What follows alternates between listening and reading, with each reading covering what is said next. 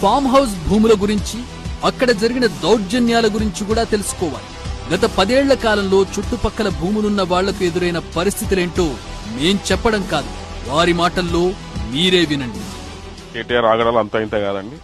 ఇక్కడ కనిపిస్తున్న ఇక్కడ నుంచి ఆ చివరకు అంతా రైతులను ఇబ్బంది పెట్టి లాక్కున్నాడు.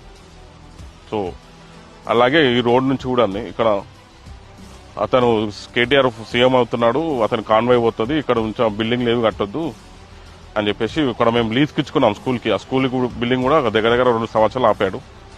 సో ఎప్పుడైతే గవర్నమెంట్ పోయిందో సో మళ్ళీ బిల్డింగ్ స్టార్ట్ చేసి స్కూల్ కట్టేశాము. ప్రతి ఒక్కరిని నాకు మొత్తం ఇది ఒక సంస్థానం కావాలి, అలా డాడీకి ఉన్నట్టు ఎర్రవల్లిలా నాకు కూడా కేటీఆర్కి మంచిగా సంస్థానం ఉండాలని చెప్పేసి ప్రతిరోజు ఇక్కడ ఉండి ప్రతి రైతును బెదిరించే కొన్నారు. ఏడెక్కడే పోయినా సరే ఫిరంగి నాల కూడా కబ్జా చేసిండు, ఫిరంగి నాల మీద గేట్ కట్టిండు, ఫిరంగి నాల మీద వాటర్ సంపు కట్టిండు.